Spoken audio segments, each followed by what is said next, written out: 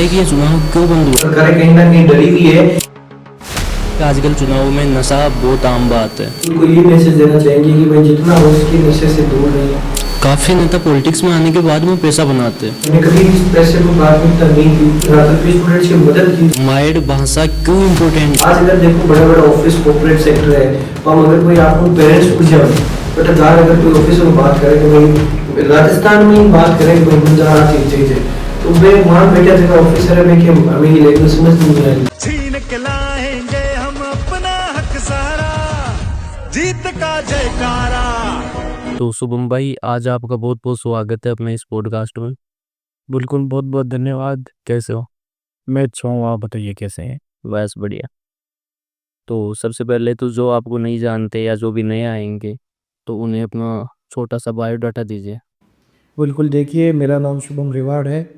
मैं छात्र प्रतिनिधि हूँ राजस्थान विश्वविद्यालय में। और जैसे आपकी जो एजुकेशन थी स्टार्टिंग की, वो कहाँ से हुई वो बताइए। बिल्कुल, देखिए नागौर डिस्ट्रिक्ट से मेरी एजुकेशन हुई है और हाल ही में मैं ग्रेजुएशन मैंने राजस्थान विश्वविद्यालय से की है। पोस्ट ग्रेजुएशन मेरी अभी राजस्थान विश्वविद्यालय में चल रही है। तो आपकी जो स्कूली शिक्षा हुई वो गांव में, मतलब कौन से स्कूल से हुई, क्या हुई? देखिए गोटन में हल्की सिंगानिया करके एक स्कूल है, जहाँ पे मेरी ये स्कूल की पढ़ाई मैंने की है। आपका गांव कौन सा है वैसे? मेरा डीडवाना गाँव पड़ता है, वही ईस्टिंग गाँव। तो आपकी फैमिली के लिए आप कुछ बताना चाहो तो बेसिक। तो बिल्कुल, देखिए फैमिली के लिए यही बताना चाहूँगा कि आज जिस प्लेटफॉर्म पे या जिस जगह बैठे हैं, तो वो बदौलत है हमारे परिवार के माता पिता का आशीर्वाद हमेशा बड़ा बना रहा और बड़ों का साथ हमेशा हमारे साथ रहा। वैसा आपकी फैमिली जैसे है, मतलब किसान कौन से हो आप या कैसे हो? हाँ नहीं, बिल्कुल, देखिए आम किसान परिवार से ही आते हैं और उन स्टूडेंट्स की मदद करने पे सबसे ज़्यादा प्रायोरिटी रखते हैं जो आम किसान गरीब परिवार से प्रदेश के किसी भी विश्वविद्यालय या महाविद्यालय में आते हैं। तो आप जैसे विश्वविद्यालय तक आए यहाँ तक, तो आप कैसे यहाँ तक पहुँचे? बिल्कुल, मैंने यहाँ एडमिशन लिया जब मैंने देखा कि स्टूडेंट्स को धरातल पे समस्याएं आ रही है, तो उनका समाधान करने का मैंने सोचा और इस छात्र राजनीति में कदम रखा। तो आपने यहाँ पे एडमिशन महाविद्यालय में लिया था या विश्वविद्यालय में? महाविद्यालय में एडमिशन लिया था। कौन से? कॉमर्स कॉलेज में मैंने 2015 में एडमिशन लिया था। अच्छा। उसके बाद में जैसे आप विश्वविद्यालय आए तो उसके लिए आपको किसने बताया या आपने खुद ने जैसे? देखिए राजस्थान विश्वविद्यालय का इतना बड़ा नाम है कि आज प्रदेश के किसी कोने का भी छात्र राजस्थान विश्वविद्यालय को जानता है कि प्रदेश का सबसे बड़ा विश्वविद्यालय है। वहाँ एडमिशन लेने का हर एक विद्यार्थी का सपना रहता है। विद्यार्थी बढ़ चढ़ कर परसेंटेज बनाकर वहाँ एडमिशन लेते हैं और हिस्सा भी उस पार्टिसिपेट करते हैं वहाँ पे। तो आप जैसे पैदल पैदल काफ़ी विश्वविद्यालय तक गए हो, तो वो क्या सही ना आप बता सकते हो? बिल्कुल, देखिए हमने पैदल यात्रा निकाली जो छात्र संघ चुनाव को लेकर थी। राजस्थान में जितने भी विश्वविद्यालय हैं उनमें छात्र संघ चुनाव नहीं हो रही क्योंकि सरकार ने इस पर रोक लगा रखी है। तो छात्र संघ चुनाव बहाली को लेकर इस पद यात्रा को हमने निकाला। आपको क्या लगता है कि ये किस वजह से, मतलब ये बैन हुए जो भी चुनाव है? बिल्कुल, देखिए सरकारें नहीं चाहती कि कहीं ना कहीं छात्र राजनीति को बढ़ावा दिया जाए, इसलिए इन्होंने छात्र संघ चुनाव पर रोक लगाई। आपने जो पैदल पैदल आप गए विश्वविद्यालय तक, इसका कोई मकसद? मकसद ये था कि प्रत्येक उस विद्यार्थी को जागरूक करना कि क्यों छात्र संघ चुनाव जरूरी है। इसके बीच में आपको काफ़ी कठिनाइयाँ भी आई होगी। बिल्कुल, देखिए अगर आप कुछ काम करना चाहोगे तो कहीं ना कहीं कठिनाइयाँ आएगी, लेकिन मेरे साथ ही उन भाइयों का प्यार था जिन्होंने मेरे को मजबूती प्रदान की और उन कठिनाइयों को हमने हंसते हंसते पार किए। आपके साथ शायद विश्वविद्यालय का कोई भाई साथ में और था? हाँ, MDSU यूनिवर्सिटी से भाई हमारा जावेद खान हमारे साथ थे। तो वो भाई आपसे कैसे जुड़े, मतलब कुछ? बिल्कुल, देखिए वो भी काफ़ी लंबे समय से अपने विश्वविद्यालय में स्टूडेंट्स की मदद कर रहे हैं और हम भी राजस्थान विश्वविद्यालय में प्रयास कर रहे हैं। तो उन सब मुद्दों को देखते हुए हमारा कॉमन मुद्दा ये है कि भाई छात्र संघ चुनाव होने चाहिए, क्योंकि कहीं ना कहीं हम स्टूडेंट्स की मदद करते हैं इसके लिए। आपने जो भी आप पैदल गए तो आपने विश्वविद्यालय से स्टार्ट किया था, इसके बाद में आप कहाँ से वो कैसे कैसे पहुँचे? हम विश्वविद्यालय से निकले, फिर हमने सबसे पहले किशनगढ़ पहुँचे, फिर नागौर, फिर बीकानेर, फिर जोधपुर। ऐसे करते हमने लगभग 200 महाविद्यालय कवर किए जहाँ हम गए और स्टूडेंट को जागरूक किया कि क्यों छात्र संघ के चुनाव जरूरी है। आपको इस बीच में काफ़ी भाइयों ने मदद भी की, आपके साथ में भी आए सपोर्ट में, तो उन भाइयों को आप बता सके कि कौन कौन है? तो ये वो सारे जितने भी प्रदेश के विद्यार्थी हैं जो आम किसान परिवार से किसी न किसी महाविद्यालय में जाते हैं, उन्होंने विश्वास जताया कि हाँ कोई हमारी लड़ाई लड़ सकता है। तो बढ़ चढ़ कर इस छात्र क्रांति पद यात्रा को, या जब भी हमें जरूरत पड़ी, उन्होंने बढ़ चढ़ कर इसमें हिस्सा लिया है। लेकिन इसमें कई भाई ऐसे भी थे जो विश्वविद्यालय से संबंधित नहीं थे। उन भाइयों के लिए मैंने आपको पूछा कि वो कौन थे, क्या थे।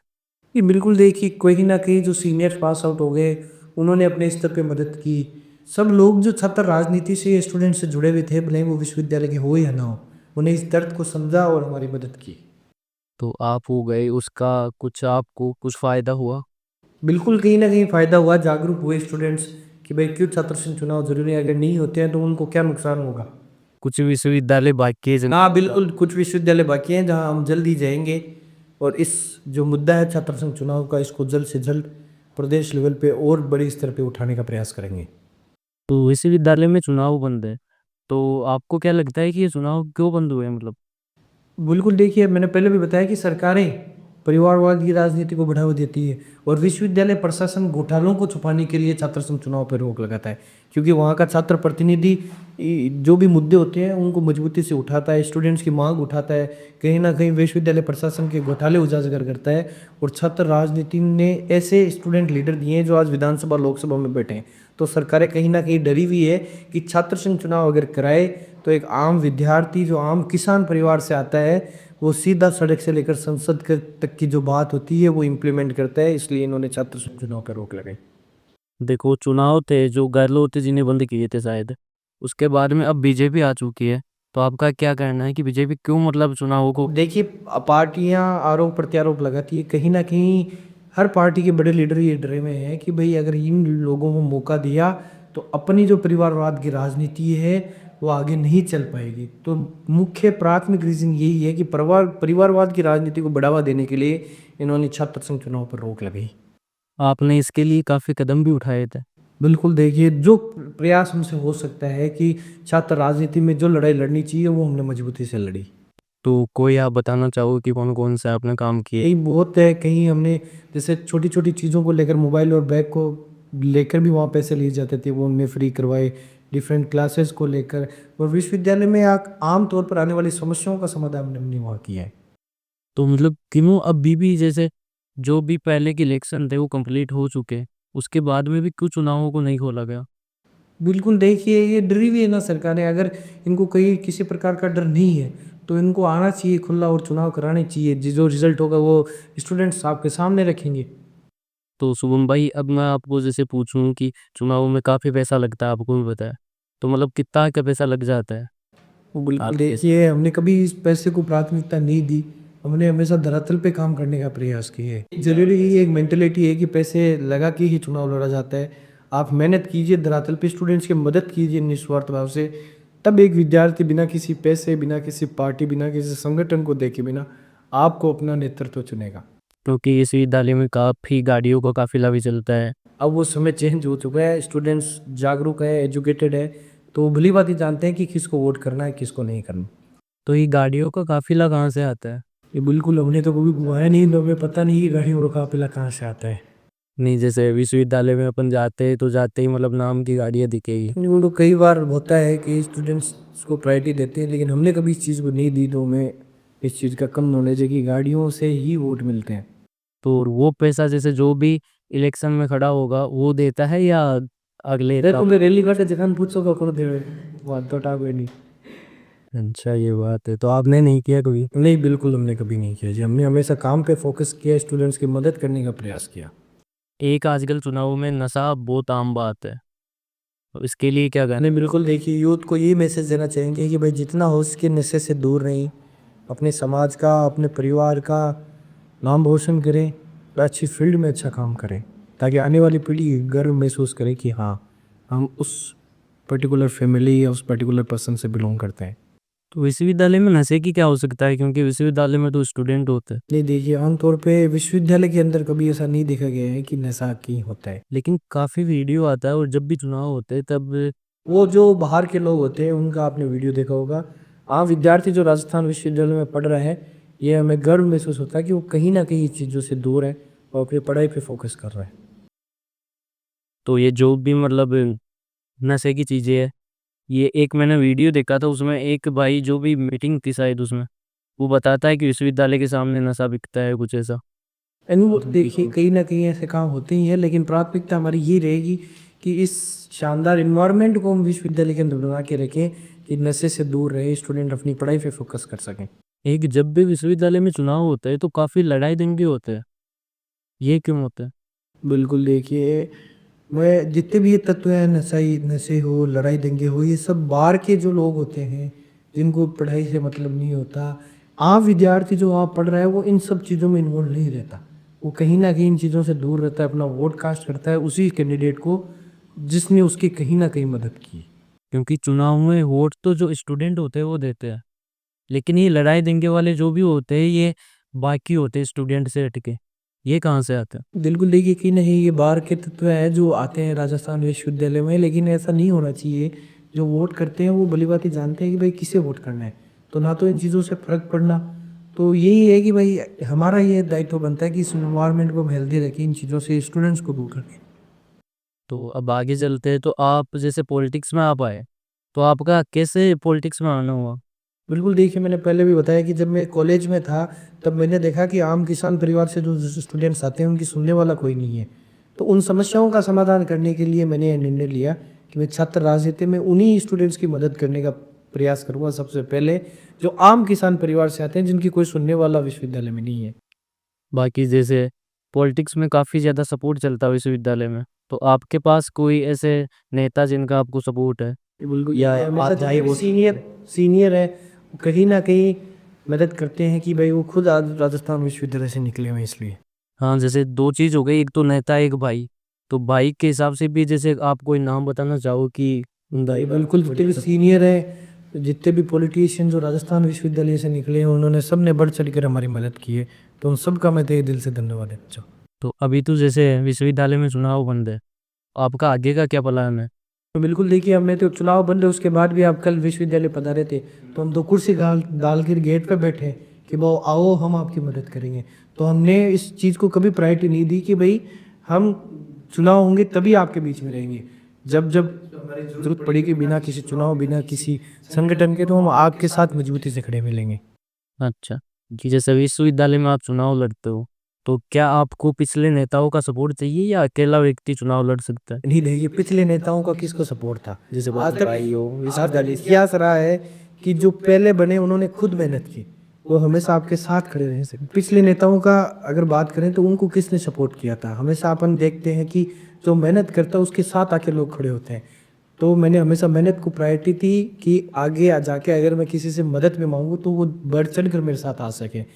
ऐसे ना हो कि भाई हम मेहनत नहीं कर रहे और सिर्फ जाके उनसे मदद मांग रहे हैं सीनियर से कि हमारी मदद करो। आपकी जब भी मदद करेंगे जब आप खुद ग्राउंड पे मेहनत करोगे, तो हमने हमेशा मेहनत को प्रायोरिटी दी और वो करते आ रहे हैं। जैसे जो अपने अभी के अध्यक्ष है, अभी के या पिछले मान लो, क्योंकि अभी चुनाव हुए नहीं, जी जी। तो वो जब चुनाव जीते तो उन्होंने 2 भाइयों को बताया था, रामनिवास गावड़िया, मुकेश वाकर। तो वैसे मैंने आपको पूछा। वो बिल्कुल देखिए उन्होंने कहीं ना कहीं मदद की, इसलिए उन्होंने धन्यवाद दिया और देना भी चाहिए जिन लोगों ने आपकी मदद की उस कठिनाई की घड़ी में। तो हम भी बिल्कुल कहीं ना कहीं, मैंने आपको पहले भी बताया कि छात्र राजनीति से जितने भी लोग निकले वो कहीं ना कहीं हमें पूरी मदद करते हैं, तो उन सब का मैं धन्यवाद देना चाहूँगा। तो अभी जैसे विश्वविद्यालय में मतलब कोई चुनाव नहीं हुए, तो अभी अध्यक्ष कौन है, वही भाई है या नहीं? ऐसी ऑटोनोमस बॉडी है, ये खुद प्रशासन विश्वविद्यालय प्रशासन चला रहा है।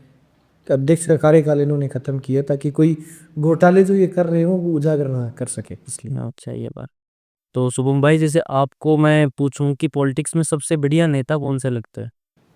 ये बिल्कुल एज सच हमने तो हमेशा से भगत सिंह को और स्वामी विवेकानंद जी को पढ़ा है, उनकी विचारधारा पे हम हमेशा प्रयास करते हैं कि छात्र राजनीति को करते रहें। नहीं, लेकिन जैसे पॉलिटिक्स में पूछूंगा आपको, नेता के लिए बताओ, बिल्कुल देखिए नेता में भी क्या आइडियल है? नहीं, बिल्कुल जिन लोगों ने संघर्ष किया है वो हमारे लिए मेरे को पसंद है।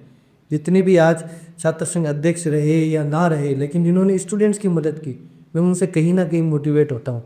कॉमर्स कॉलेज में एक ऐसा कैंडिडेट चुनाव जीता वहाँ उपाध्यक्ष पे, जो एक साइकिल पे आके स्टूडेंट्स की मदद करता था। तो मेरे लिए तो वो भी मोटिवेशन है कि यार इन लोगों से सीखना चाहिए कि बिना किसी धन बल बाहुबल के भी चुनाव जीते जा सकते हैं अगर आप एक आम विद्यार्थी की मदद करो। ये बिल्कुल देखिए, मैंने पहले भी आपको बताया, जो खर्च कर रहे हैं उनको आप ये चीज़ पूछो। नहीं, ऐसे तो कभी आइडियोलॉजी नहीं रही कि भाई इस सब चीज़ों में हमने ना तो कभी किसी चीज़ को दिखावे के साथ हमने लिया या कहीं पैसा खर्च किया या गाड़ी घोड़े घुमाए। हमने हमारी मेहनत की। अब मेहनत में तो पैसा लगता नहीं है और मेहनत के बलबूते पर नहीं, लेकिन पैसा तो लगता ही है, थोड़ा बहुत भी मान लो जाए। थोड़ा बहुत है, बा गाड़ी घुड़ रही है ऊपर लो दिल वाले। भाई भाई, कितने क्या लग जाते हैं वो तो। नहीं नहीं, बिल्कुल देखिए, ऐसा कुछ नहीं है। नॉर्मल आप जाओ विश्वविद्यालय में, स्टूडेंट्स की मदद करो। इस चीज़ को प्रायोरिटी ना दो कि पैसे से ही या धन बल से, बाहुबल से चुनाव जीता जा सकता है। आप अगर मेहनत करते हो तो भी आप चुनाव जीत सकते हो। काफ़ी नेता पॉलिटिक्स में आने के बाद में पैसा बनाते हैं, वो कैसे बना पाते हैं? तो बिल्कुल देखिए, ऐसा तो बहुत कम है कि भाई जो राजस्थान विश्वविद्यालय से जो संघर्ष करके नेता निकले हैं वो सिर्फ पैसा बनाने के लिए निकले हैं। नहीं, विश्वविद्यालय नहीं, जैसे ऐसे भी अपन नेता के लिए जाए तो काफ़ी ऐसे नेता है जो बाद में पैसा बनाते हैं पॉलिटिक्स में आने के बाद में। नहीं देखिए, वो हमेशा प्रायोरिटी रखते हैं कि जनता की भलाई हो, जनता की भलाई के लिए वो काम करते हैं। कि मतलब कोई आए, गांव से आए, यहाँ पे आके सीख पाए, बाद में वो उस माहौल में डल जाए। नहीं, ऐसा कुछ नहीं है। अभी हेल्दी इन्वायरमेंट है और आगे भी हम इस चीज़ को मेंटेन करने का पूरा प्रयास करेंगे। कई नेताओं के पास काफ़ी संपत्ति होती है और जब वो चुनाव में आते हैं तो उनको मतलब कम समर्थन मिलता है, वो क्यों? क्योंकि धरातल पे उन्होंने संघर्ष नहीं किया। आज के समय में प्रत्येक वोटर शिक्षित है, तो वो बिना किसी धन बल या बाहुबल को देखते हुए वो उस व्यक्ति को सपोर्ट करेगा जो धरातल पे संघर्ष करता है। तो आपको धरातल पे तो राजनीति में उतरना ही पड़ेगा। आप अगर बिना धरातल की राजनीति करना चाहते हो तो आप देख सकते हो, अगर इस चीज़ को प्रायोरिटी दी जाती है तो पैसे वाले लोग ही पॉलिटिक्स में होते हैं। एक आम किसान परिवार का बेटा आज एमएलए एमपी नहीं होता। लेकिन अपन देखते हैं जैसे काफ़ी नेता है जिनके मतलब पीढ़ियों से चलता आता है ये सिस्टम, ये भी तो है आजकल। नहीं बिल्कुल देखिए, तो वो कहीं ना कहीं धरातल पे भी संघर्ष कर रहे हैं। चलो पूछते नहीं, आपको रहीसी मिली है या आपको जायदाद मिली है तो उसमें कोई गलत बात नहीं है, लेकिन वो उसको प्रायोरिटी नहीं दे रहे हैं। वो उसको साइड में रख के हमेशा धरातल पे संघर्ष करते हैं। आम नागरिक जो उनके पास आता है उसकी पूरी मदद करने का वो प्रयास करते हैं, इसलिए आज वो सर्वाइव कर रहे हैं। लेकिन काफ़ी नेता ऐसे भी है जो मतलब जीत जाते हैं, बाद में आके ना उन्हें पूछते, जो वोट देते हैं। तो फिर अगली बार रिजल्ट नेगेटिव रहता है उनका। देख लीजिए आप, बिना मदद किए आप इम्पॉसिबल है कि चुनाव जीत सकते हो। जनता के बीच में रहना पड़ेगा क्योंकि जनता ने ही आपको जनप्रतिनिधि चुना है। जैसे आजकल की युवा पीढ़ी है, ये बिना मेहनत के मतलब पैसा वैसा कमाना चाहती है, इसके लिए मतलब आप क्या बोल रहे हैं? देख लीजिए, आप इनके रिजल्ट देख लीजिए। अगर आप बिना मेहनत के 10 रुपये भी कमा रहे हो तो आपके 100 रुपये वहाँ लगेंगे। तो मेहनत किया हुआ पैसा ही आपको आगे लेके जाएगा। युवा पीढ़ी से भी मैं कहना चाहूँगा कि लाइफ में शॉर्टकट किसी चीज़ का नहीं है। हमेशा मेहनत करो, मेहनत के बलबूते पे जो आगे आओगे वो आपको लंबा लेके जाएंगे और आपके फ्यूचर के लिए भी फ़ायदेमंद है। मैंने आपको जो ब्लैक की बात बताई, ये जैसे कोई भी व्यक्ति होता है जो विश्वविद्यालय में आता है, गांव से उठ के यहाँ पढ़ने के लिए आता है, उसे पैसों की आवश्यकता होती है, तो पैसे बनाने के लिए इस चीज़ में चला जाता है। इसका बिल्कुल देखिए, हाँ, कई बार स्टूडेंट्स होता है कि किसी के बहकावे में आके ये चीज़ें कर लेता है, तो उन सब चीज़ों से दूर रहना चाहिए। आपके चैनल के माध्यम से मैं युवा साथियों को कहना चाहता हूँ। आपने एक नो फ्लेक्स का भी कोई बिल्कुल देखिए, नो पोस्टर कैंपेन हमने राजस्थान विश्वविद्यालय में चलाया कि अब देखिए, आप बात करते हैं धन बल बाहुबल की कि गाड़ियों से पैसों से होता है। हमने तो हमारे पोस्टर भी विश्वविद्यालय प्रांगण के अंदर कहीं भी नहीं लगाए, क्योंकि हमें हमारे मेहनत पे विश्वास है कि प्रत्येक विद्यार्थी से हम मेहनत से जुड़ सकते हैं। देखिए विश्वविद्यालय में काफ़ी फ्लेक्स लगे हुए हैं। अब वो देखिए, अपनी अपनी सबकी सोच होती है। कई है प्रतिनिधि तो फ्लैक्स लगाते हैं, लेकिन विश्वविद्यालय प्रांगण के अंदर मैंने आज तक कभी कोई फ्लैक्स नहीं। तो फ्लेक्स लगाने के विश्वविद्यालय पैसे लेता है या ऐसे ही बिल्कुल फ्री ऑफ कॉस्ट? अच्छा, आगे चले तो विश्वविद्यालय में एडमिशन होते हैं, महाविद्यालय में मान लीजिए, विश्वविद्यालय में नहीं, तो महाविद्यालय में एडमिशन किस हिसाब से होता है, किस बेस पे होते हैं? देखिए, वहाँ परसेंटेज से कट ऑफ लिस्ट आती है, उसके अकॉर्डिंग आपके एडमिशन्स होते हैं। लेकिन काफ़ी भाई बोलते हैं कि आप हमसे संपर्क कीजिए, हम आपका एडमिशन। नहीं, वो तो डॉक्यूमेंट वेरिफिकेशन में आपकी मदद करेंगे। जैसे एक स्टूडेंट्स है जिन्होंने अभी 12th पास किया, तो उसको ये नहीं पता कि कहाँ पे डॉक्यूमेंट्स जमा होंगे, क्या क्या डॉक्यूमेंट्स लाने हैं। तो जब लिस्ट में नाम आ जाता है तो उसके बाद छात्र प्रतिनिधि होते हैं, वो अपनी टीम के थ्रू इन सब चीज़ों में मदद करते हैं ताकि एक आम किसान के परिवार के लड़के को या किसी विद्यार्थी को ये प्रॉब्लम्स ना फेस करनी पड़े।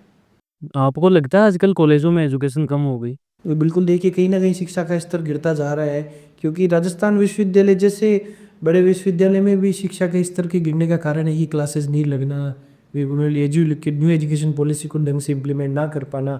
इन सब चीज़ों में कहीं न कहीं शिक्षा का स्तर गिर रहा है, जिसको सुधारने की जल्द से जल्द ज़रूरत है। जो स्टूडेंट्स स्कूल में टॉप पे होते हैं वो कॉलेज में आके फेल हो जाते हाँ, ये देखिए, ये मुद्दा भी काफ़ी लंबे समय से हम उठा रहे हैं कि रिवॉल्यूशन के नाम पे भी ठगी चल रही है। तो इन सब चीज़ों की बात अल्टीमेटली कहीं न कहीं छात्र संघ चुनाव पे आके रुकती है कि भाई एक छात्र प्रतिनिधि जो ढंग से पढ़ा लिखा होता है, वो कहीं न कहीं 25,000 स्टूडेंट्स जो रेगुलरली पढ़ रहे हैं उनका नेतृत्व कर पाता है। और नेतृत्व भी भली-भाँति सही चीज़ों में कर रहा है कि भाई अगर एक स्टूडेंट 98% के साथ यूनिवर्सिटी में आए, तो उसके एक सब्जेक्ट में बैक कैसे लग सकती है, वो भी कंप्यूटर जैसे सब्जेक्ट में। तो ये तो चीज़ें देखने वाली है कि वो 98% अगर स्कूल में लाया है, तो यूनिवर्सिटी में उससे अच्छे परसेंट लाने चाहिए। लेकिन शिक्षा का स्तर आज गिरता जा रहा है कि उनको उसी सब्जेक्ट में बैक दी जाती है जो एकदम कॉमन सब्जेक्ट है। किस लिए? सिर्फ पैसों के लिए। तो पैसों के लिए स्टूडेंट्स का भविष्य आपको खराब ना करना चाहिए। तो विश्वविद्यालय इतनी ब्रेक क्यों देता है? पैसों के लिए मैंने बताया आपको, रिवॉल्यूशन के नाम पर पैसे लेते हैं। अगर आपके बैक आई है तो आपसे रिवेल का फॉर्म फिल करवाएंगे, वो रिवॉल्यूशन का फॉर्म फिल करके आपको फिर से पास कर देंगे वो। तो ये अल्टीमेटली कहीं ना कहीं पैसे कमाने का बिजनेस इन्होंने चला रखा है। आजकल जो ये सेमेस्टर स्कीम चली है ये किस हिसाब से पहले तो सीधी थी 3 अब सेमेस्टर वाइज एग्ज़ाम होते हैं कॉलेजेस में।